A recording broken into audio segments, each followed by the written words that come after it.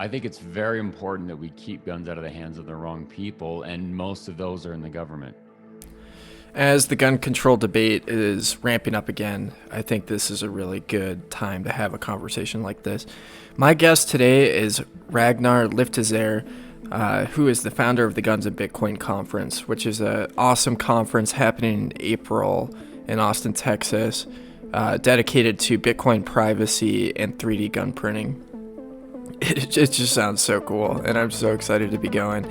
We talked about all sorts of things. We talked about how to build up resiliency in your life to withstand cancellation and withstand oppression, whether it's political or just getting attacked by the mob, and how important it is to be self-sovereign, but to also have people in your life that are self-sovereign that can support you. And I think one of the big appeals to a conference like Guns and Bitcoin is to meet people that are actually living that lifestyle and to get connected with them. So yeah, anyways, hope you enjoy this interview.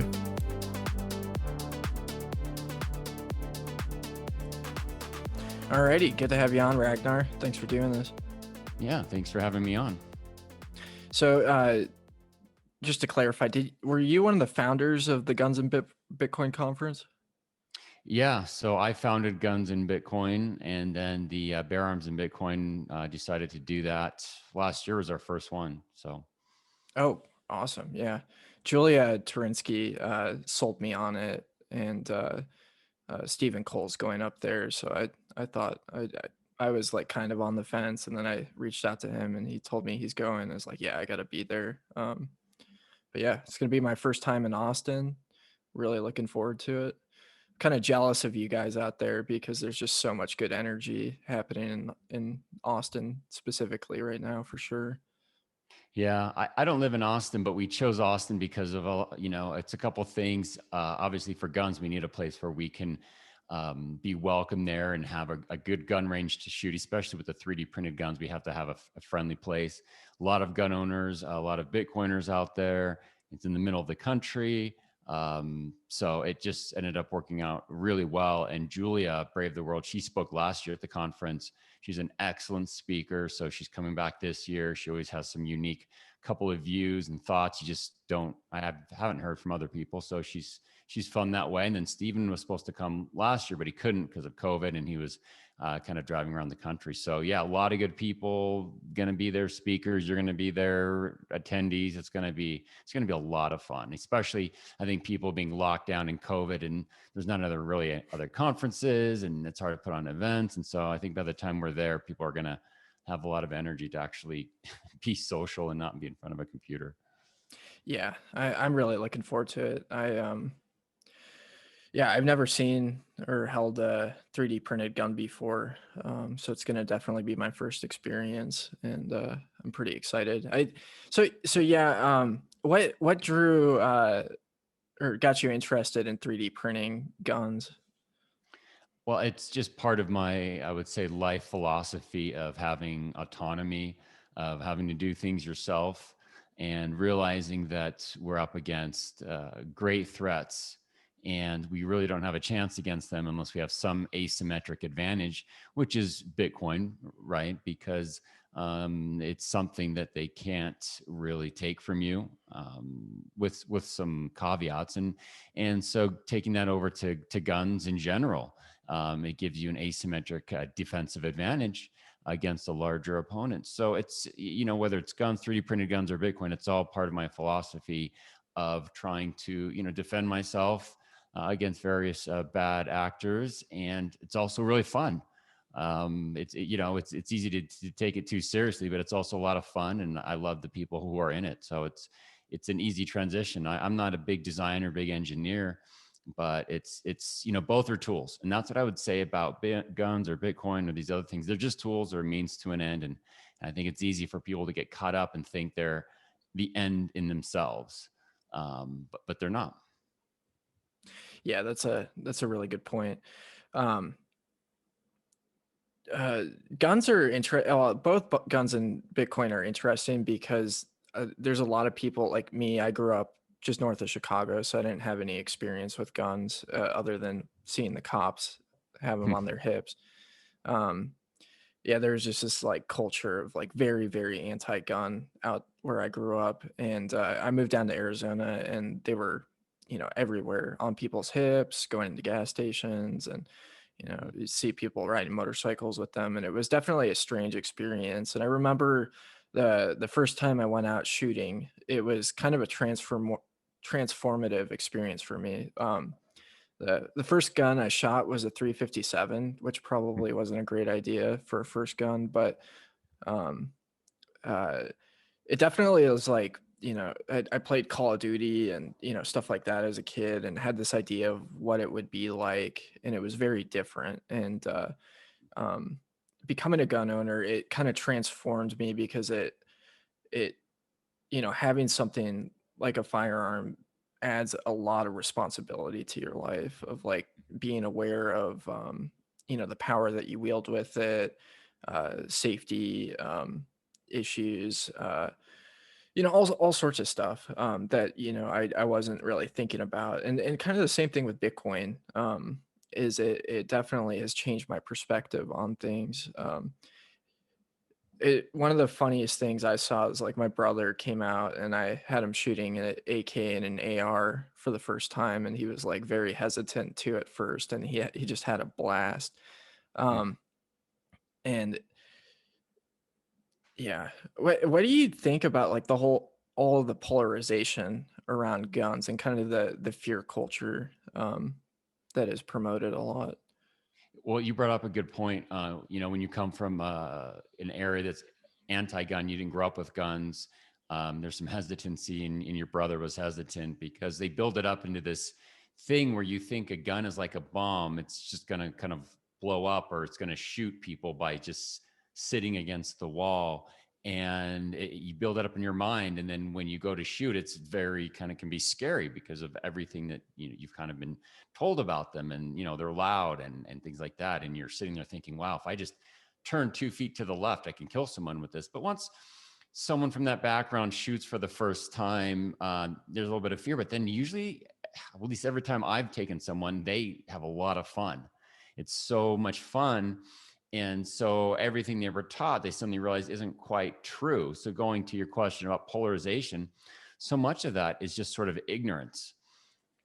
When you really shoot guns with some responsible people, you realize, oh, it's these are just a tool. It's some plastic and it's some metal, and most people are good people. You go to the range, and these are all really good, decent people who don't have a criminal record, who are just regular people.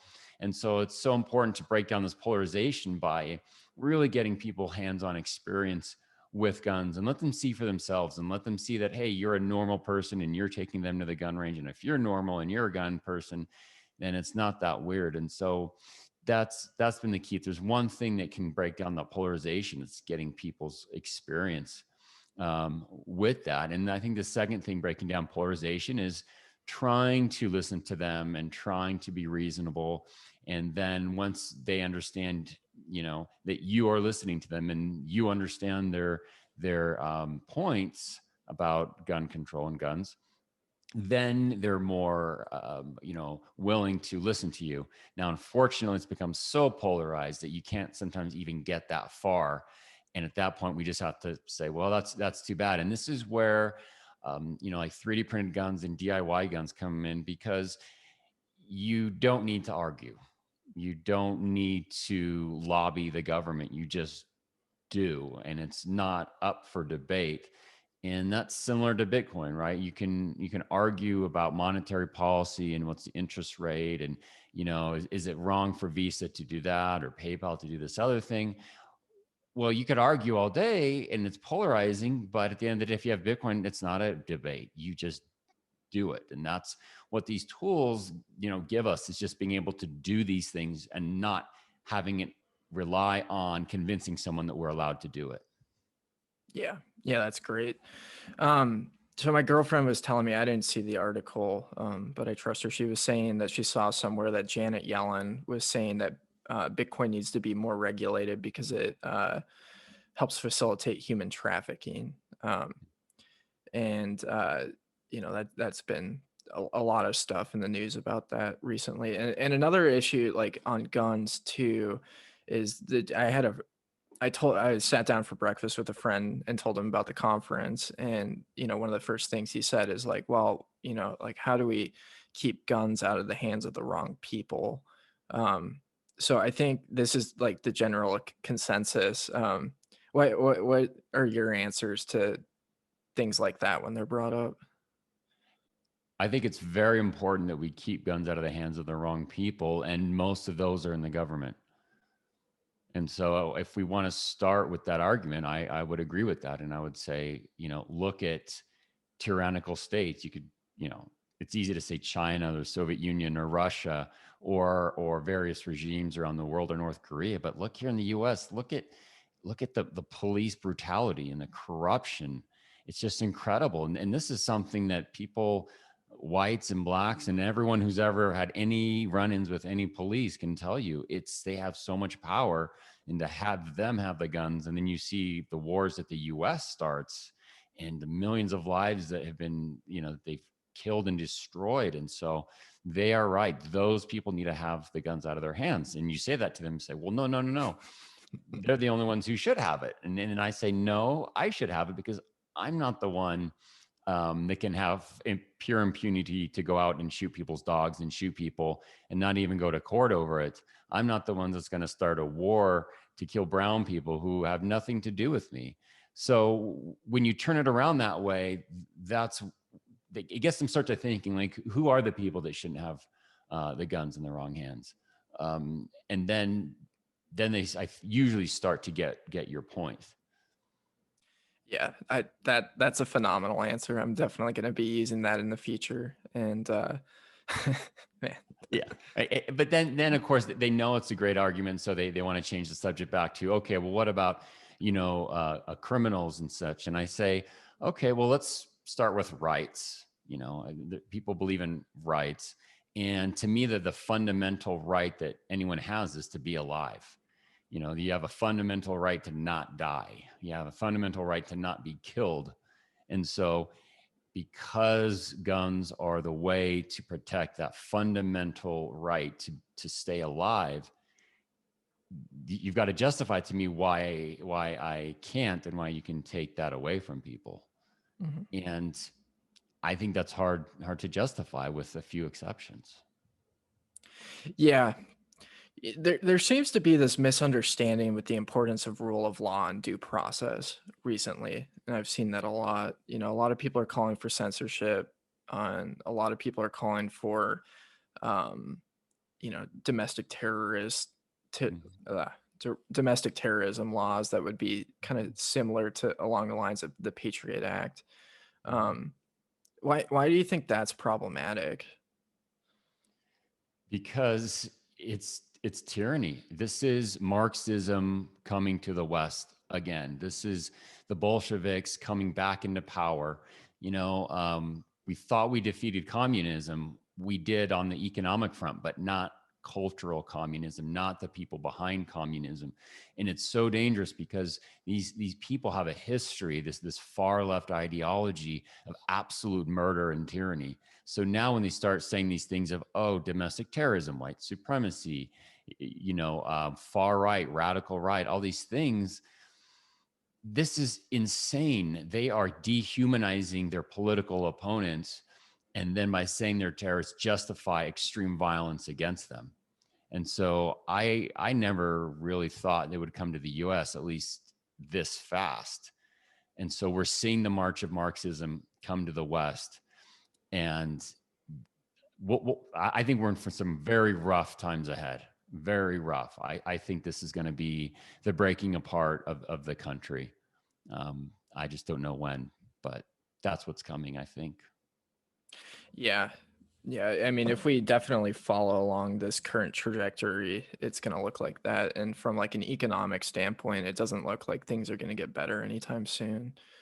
Um, yeah, I mean, there's like clear examples of what you're describing too. So like just this week, the actress that played Cara Dune on The Mandalorian was fired from the show because she tweeted about the dangers of dehumanizing people and compared it to the Nazis and what they did to the Jewish people. And and that it wasn't anything like incorrect or wrong. She just was willing to like call out the insanity that is going on with people, and she was fired from her job. So there's real implications.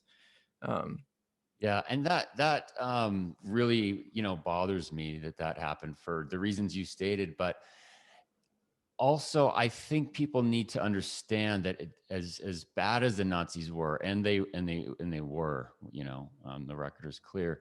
Nothing compares to the communists. Nothing compares to the Bolsheviks. So when we want to talk about true tyranny, and we want to talk about dehumanizing and murder and censorship, it's communism, it's Marxism.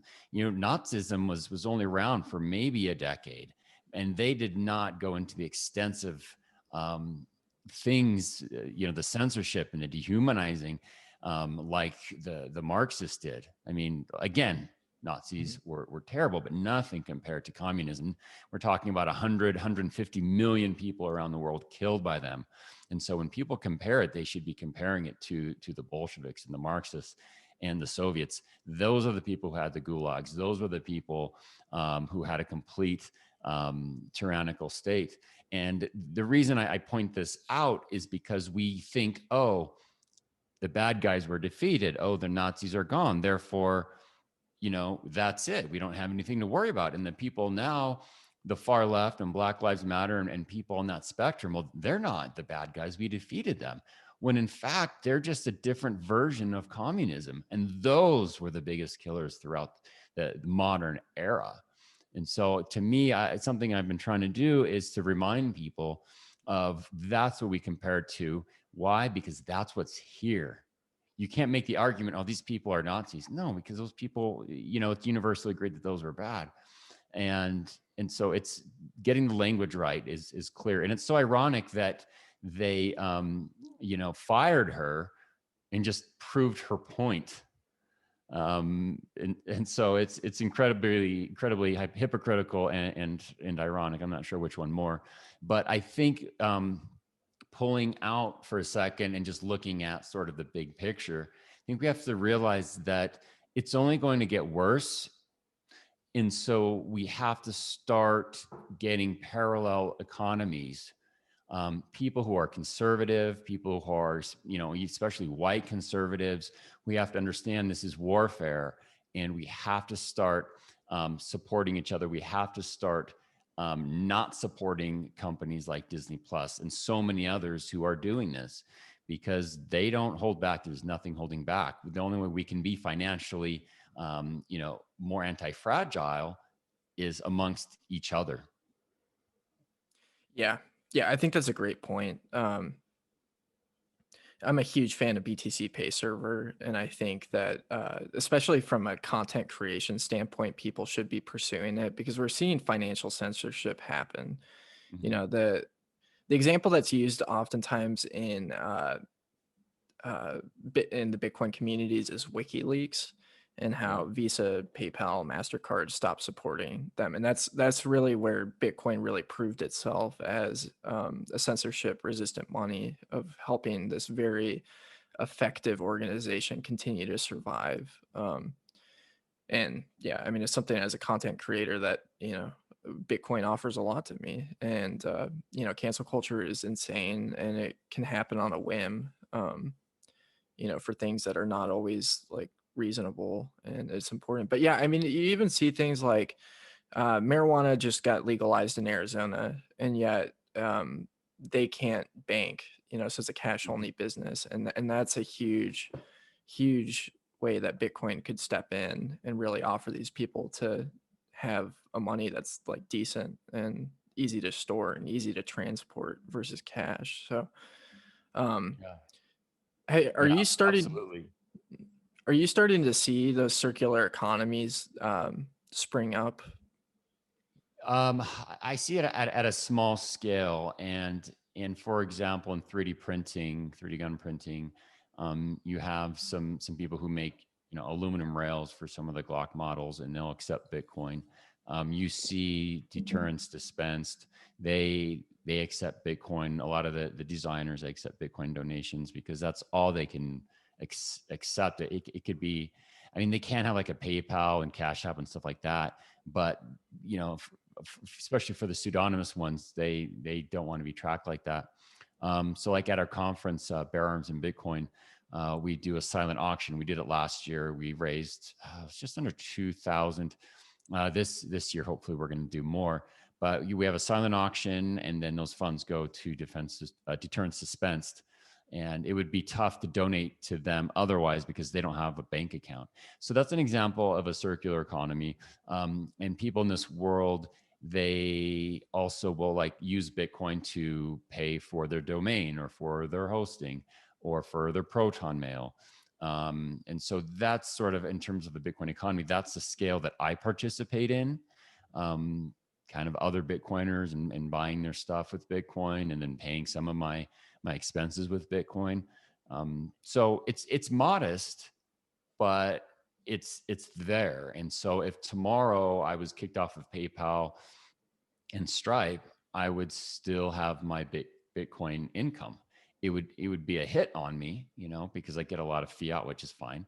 But you know, when it comes to this Bitcoin circular economy, there's this misunderstanding that people think it's like at the level of a nation state, like it's going to replace the dollar or the euro, but it's not. It's just like you really only need a circular economy like with 5 people, and that's sufficient for a lot of goals that you have. Yeah. Yeah, absolutely. I mean, you see that happen in a lot of Bitcoin meetups where people do peer-to-peer transactions in and out of Bitcoin and Cash so that they don't have to go through all the KYC nonsense. And I think that's a really great thing, a great implementation of that for sure. Um, yeah, it's I mean, I think like what people don't realize is how Silicon Valley is in on this, and what a really good example of it is what happened to Parler, Mm-hmm. in the sense that like everybody colluded together to go after them, and everybody can have different opinions on it, but Andreas Antonopoulos describes it well. It's like, you know, they go after undesirable people or people that you're easy to scapegoat first, and then they could slowly ramp it up, and then next thing you know, they're they're after you. And Mm-hmm. it's seeing things like, I think people should be concerned and looking for alternative ways. And yeah, like what you said, at least having Bitcoins set up gives you an option if all else fails, and it's like a good backup to have. um, yeah. Yeah, and people wait until it's too late, and that's an issue. And then people also think, well, you know, it's such a small amount. Like maybe the only way you could earn Bitcoin is you sell a couple of shirts now and then, or maybe it's through donations. And you think, well, why even bother? Whatever it might be, but it's important. And over the years, it starts to add up. Um, you know, like dust transactions. You know, I have dust and wallets, and now with the price of Bitcoin being, I don't know, 40,000, 43,000, whatever it is, that's not dust amounts of Bitcoin now. That's real Bitcoin. And so thinking long term, it's yes, it's that censorship resistance, but it's also that amount of Bitcoin that you have. And I'm glad you brought up WikiLeaks because I can't remember the exact number, but the value of their Bitcoin was absolutely incredible. And at the time, it was, you know, it was, I think, I don't know, a couple 100,000 or 100,000 that they got in donations. But now they have this war chest. And so that's another reason why we want to try to build up the circular economy and try to earn Bitcoin is so that you can, over time, hopefully the price goes up and you have a war chest. And that's financial independence. And so you have people who have enough Bitcoin to where they're free. You know, they're able to say mostly what they want because they have that. And so when we talk about censorship resistance, it also is a result of number go up. As much as I, you know, shy away from that phrase, and I think it's wrong in a lot of ways it's used, but it's also good in the sense that it gives you censorship resistance when you have enough to be financially autonomous. And not only that, but then you can continue to transact as well. Yeah. Yeah, I mean, if you have a good reserve, you're pretty much uncancelable because even if you get deplatformed, you can just like sit in your kitchen, do whatever you want.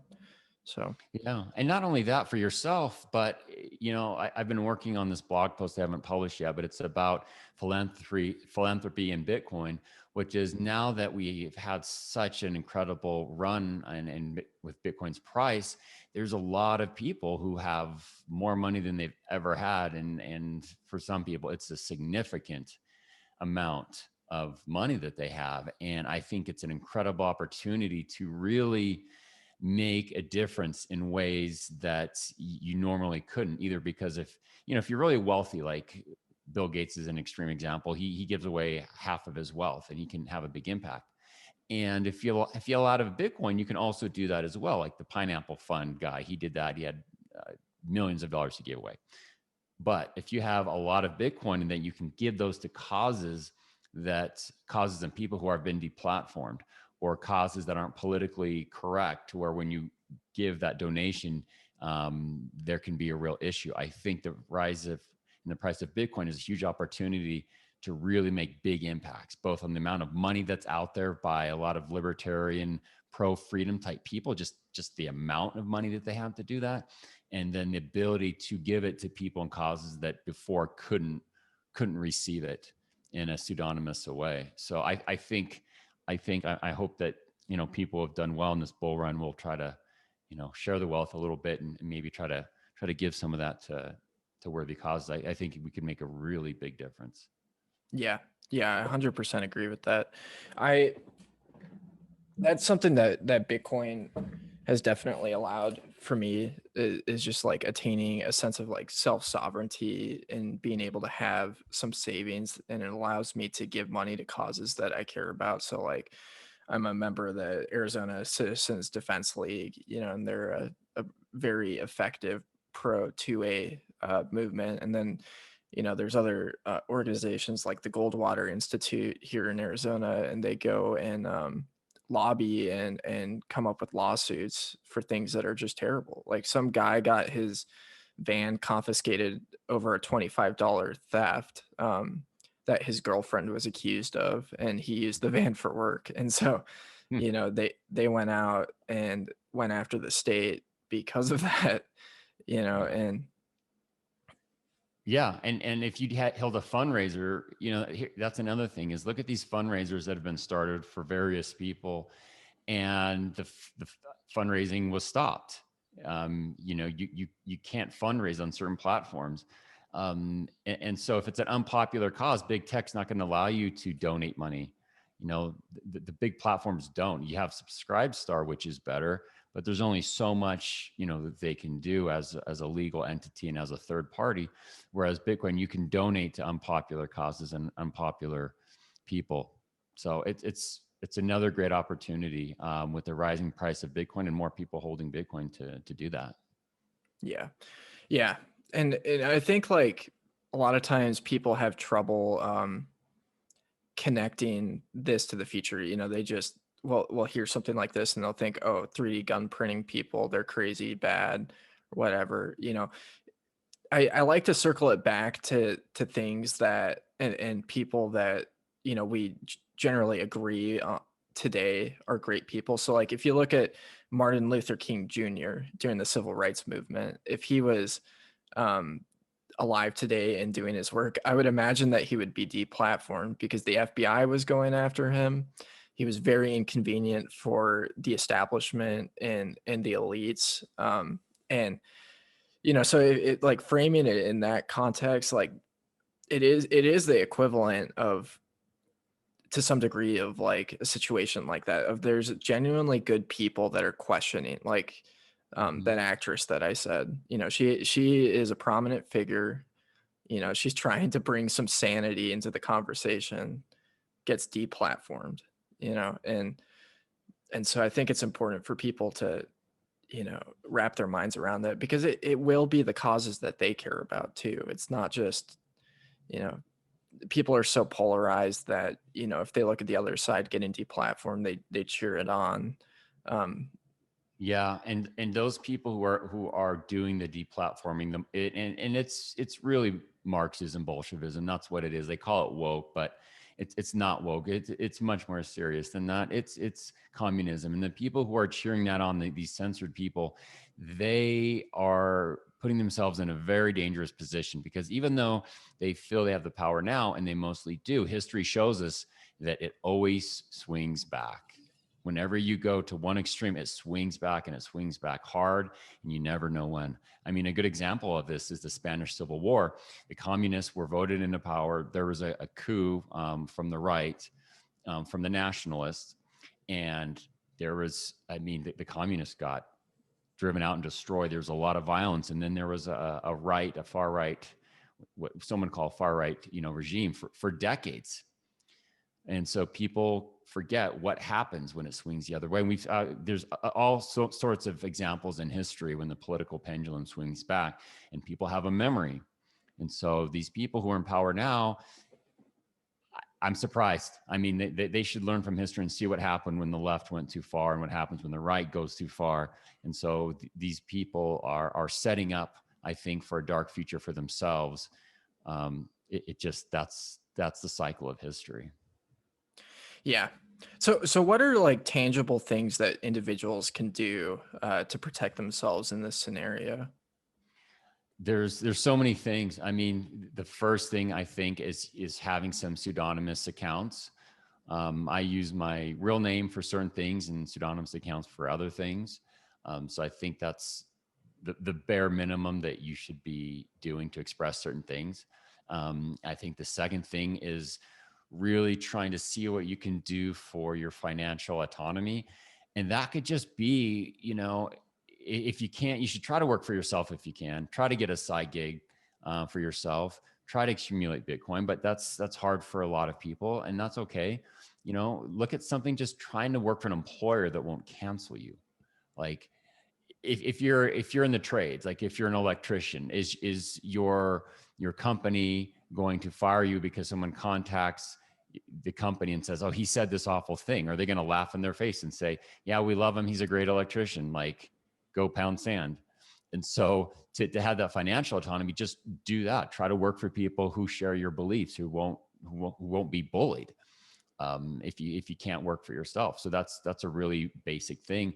I think that the second thing I would say is to make friends, and to try to build a network of people that you can work for, or they'll work for you, or they'll support you, whatever it might be. Like you've mentioned a few groups in Arizona, just being around those people, they're not going to cancel you, or they might have a job for you, or they can fund you, or you could fund them in some way.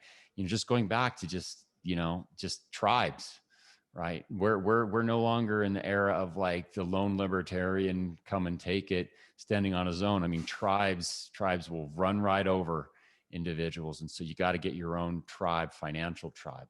I would say those are two things to start with. Yeah. I think that's huge.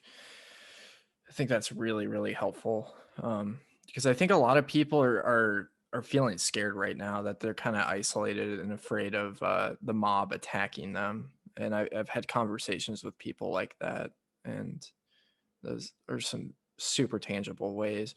So, kind of circling back, so a lot of times when people hear Marxism and communism, they just think of it as a buzzword. Um, when I'm explaining, when they use words like socialism and talk about higher taxes and regulations over the economy, and X, Y, and Z, government action, um, I like to explain to people that bigger government equals smaller individuals, and it really means taking people's voices away. And that's why like a UBI would actually be problematic, because the individual has less power in society. Um, how would you describe Marxism and communism? I would say Marxism, communism is the attempt to eliminate all of your opponents and have complete control over people, their thoughts, what they buy, where they go, who they can associate, and what they think. It's think of tyranny taken to every level of living. That's what Marxism is and communism is. And to distinguish between, say, socialism can just be like big government, and that's its own set of problems, right? Heavy taxes and regulations. And I would love for us to go back to those days. Just maybe 10 years ago, that's what we were worried about was, oh no, socialism. But when we see what's happening, that's not, there's socialism there when they want to try to raise taxes and regulations. But now we're facing something much, much more dangerous. And that is this Marxism, communism, Bolshevism. It has different manifestations and names, but that's ultimately what it is. And I think, our public education system has failed us because we don't have extensive courses in looking at the evils of these, these philosophies and these peoples and these regimes. If we did, we would see it a mile away. And so you talk to people like, I know some people whose parents and grandparents lived through, Mao and communist China, and the stories they tell, I just makes me shiver. But why isn't that in all the movies? Why isn't that on the news? Why isn't that in the history books? Why isn't that in TV shows? Why isn't that in the culture? So that's why people kind of don't know what that is. Like, well, what do you mean by Marxism? What do you mean by Bolshevism? What is that? It's like, wow, our system is failed that we don't know any of that. Yeah, it's intentionally kept out of journalism. We see it everywhere where the Chinese are infiltrating all aspects of society. Why do you think so? So part of it is people don't understand the evils. That's what you said. Why do you think people are drawn to it in general? I think it's two reasons. First, they are people who are just absolutely violent, people who are bloodthirsty and power thirsty, and they see this as the means to achieve their bloodlust. Quite frankly, they're attracted to that violence. That's who they are as people inside. And I think the second category are people who are just delusional, who buy the lie, who think, okay, capitalism, they see some of the bad things that come from capitalism, and it's true. They see things, like the police that's bad, and they understand, hey, it's bad that, discriminating against people just based on their skin color, their sexual orientation. They see that's bad. Okay, that's understandable. But then they follow that into this dark place that is Marxism and communism, where there's so much more to that. So that's why, like, the Marxist propaganda is powerful, because they start talking about equality, right? And they talk about the common good, and they talk about those sorts of things, and that attracts people who are oriented that way. And in general, I think those people have good intentions, but then they just get dragged down into that hole. And then, at that point, it's kind of too late. Yeah, that was something that Alex Gladstein brought up, was that the origin of these ideas of uh, universal health care over individual freedom was it came from the Soviets, at the United Nations at its founding, where they're throwing people in camps and killing political rivals, but they're preaching this equality for everybody. And it is kind of wild if you go back to the origins of where these ideas came from, for sure. But yeah, what this is kind of a dark conversation. What's giving you hope for the future, and getting you excited right now? I think that it's actually, in a way, good that things are bad and going to get so much worse, because I see it as an opportunity. I think that the US is going to fracture, Europe is going to fracture. And even though that is thought of as bad, it could be a new opportunity to form countries and nations the way we would want them to be. Right now, you can't, right? You vote, and that doesn't really do much. But imagine if Western nations fracture. That would be a very terrible thing, but that could be the opportunity for, like, a city, something the size of a city, or the size of a county, or the size of 100 people could say, hey, in this chaos, we're gonna form the nation that we want. It's, and whatever it might be. It might be no gun laws, no income tax, or it might be, it's going to be more of a communal state. It might be an ethnic state. It might be a religious state. But I think there's going to be real opportunities when it just breaks apart and everything decentralizes through that chaos, is to then have your own new little world where people can have the government the way they really want it to be. So that's what's giving me hope, is hopefully things will get bad enough that it will break things up enough to where you can, form the country that you want. Right now, it's just such a giant monolith that you really can't change things. So that's one thing that's given me hope. The second thing is, I think things have accelerated so quickly in the last year or two that finally people are waking up to it. And before, it was such a slow boil that they knew something was wrong, but now they see how bad it is, and they're starting to see the people behind it, and it's getting bad enough to where people are speaking up. So people are waking up.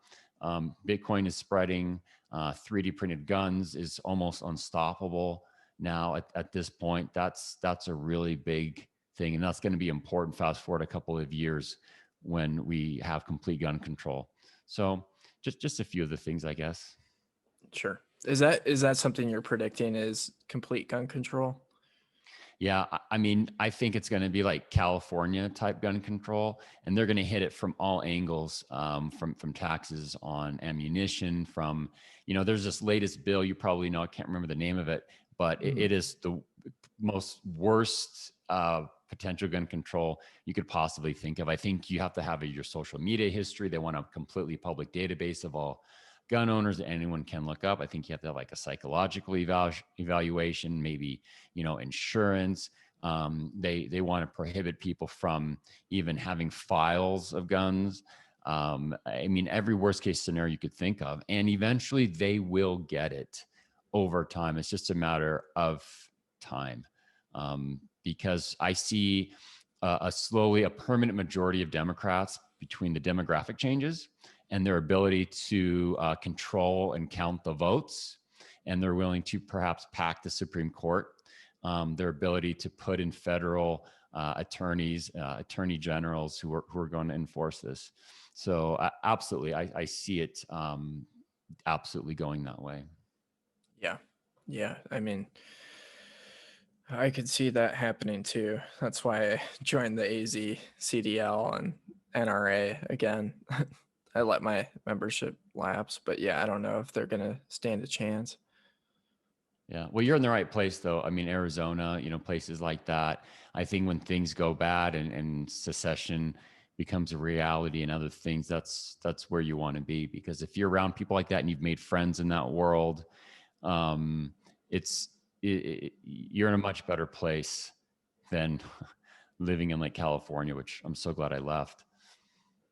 Yeah, I am so grateful I left Chicago and then moved out here for sure. It's like you can breathe fresh air. When I go into those states that are strict, it feels like I'm getting ready to walk through TSA, and it's just like this invasion. Um, but yeah, ammo is ridiculous right now. It's really hard to get your hands on it. I mean, I feel like that would be one of the ways to really start implementing gun control, is just to make it impossible to get your hands on ammo. Um, because if you don't have ammunition, you can't shoot your gun. And I know there's people making some progress as far as the 3D printing, and there'll probably be circular economies of people loading their own and making their own ammunition that pop up as a result of it. But yeah, things are changing really Yeah. quickly. And not just that, but there's like new ways to fire projectile. Like one of the speakers at the Bear Arms and Bitcoin conference, Suckboy Tony, he has this double barrel gun. It's like 50 caliber, and it's electronic ignition. So instead of, he uses a spark from a battery, is my understanding, and that's what ignites it. So things like that, unique ways of even, getting the bullet out of the gun, and his cartridge is very unique. So right now it's just sort of a proof of concept. You're not going to go and defend your life with it, and he'll say that, but that'll be refined and refined and refined. And technology, big picture, technology helps us so much to get around what would otherwise be a political decision or philosophical battle, because if you're able to do it, then the argument is over, whether that's Bitcoin or guns or something else. So it's good that people are just focusing on that, working more and sort of arguing less. And that's been my goal this last year and going forward, is to try to argue less and try to do more. It's hard, but that's the real way forward. Yeah. Yeah. I like, that's the thing about Bitcoin that I really like, is it's changed my perspective of like, you can build cool things to circumvent the things you don't like. And yeah, 3D gun printing definitely seems like it fits into that philosophy 100%. I mean, the cypherpunk movement is just so cool, and love the learning about the philosophy of cypherpunks, of privacy, and all these things that are really important for it to be an individual. Yeah, where are some good places people can follow your work? Well, I'm on Twitter at Ragnarly, Ragnarly. And then I have my personal website, which is ragnarly.com. And my goal this year is to write a lot more and tweet a lot less. I think I published 1 or 2 articles. Yeah, just 2 articles so far in my blog, ragnarly.com, and hopefully do a lot more there. And then in terms of like Guns and Bitcoin, we have a newsletter that's more about Guns and Bitcoin, kind of the contributors there. But those are 2 good places. And then I'm on Telegram. Just I have a Telegram channel, but I don't use it that much. And then Gab as well. It's all Ragnarly, Ragnarly. Awesome. And real quick, could you do a quick pitch for why somebody should go to Guns and Bitcoin this year? Yeah, you should go to Guns and Bitcoin because you're going to meet people who are at the very bleeding edge of freedom technology, whether it's the cryptocurrency or the guns. And so you could both learn how to work with both of those and do those yourself, and just make friends and a network of people who really are going to support you with your work, or just be a sounding board, or be a future business partner or friend. Because at the end of the day, it really comes down to people and humans. And that's why we decided to do Guns and Bitcoin as a real life event, because you have to have those real life relationships to really get through what we're dealing with now and what's ahead of us. And it'll be a lot of fun. Awesome. Yeah, man, what a fun conversation with Ragnar. Really excited to be seeing him out in Austin in April. The conference just sounds great. It is just so nice to be around other Bitcoiners, to be a part of people that are really like outside of this whole red versus blue nonsense, that are genuinely building things to create a better future, and to protect individuals' rights. There's so much energy directed at demoralizing and tearing people down, and conversations like this and being with people that are solution oriented, that see these major shifts in culture and society, and try and protect their communities however they can, are just so valuable. A good place to meet people like that is at your local Bitcoin meetup. We've got them going in Tucson, we've got them going in Phoenix, and they're all over the country. I'm pretty excited. I'm in a group that's working hard to plant meetups around the country, and there's some happening in small cities, there's some happening in big cities. It's just so awesome to see that energy. Like, how can we get this tool into people's hands to better their lives and to help them protect the value that they create? It's just so great. But yeah, I mean, it also is a great place to learn. You don't have to be an expert or a cypherpunk to show up to the meetup. You can, know nothing and learn how to use a wallet, and that's one of the great things, is just like, gives you access to people that know more, that can teach you and help you build a more resilient lifestyle. But yeah, hope you enjoyed this interview, and have a good one.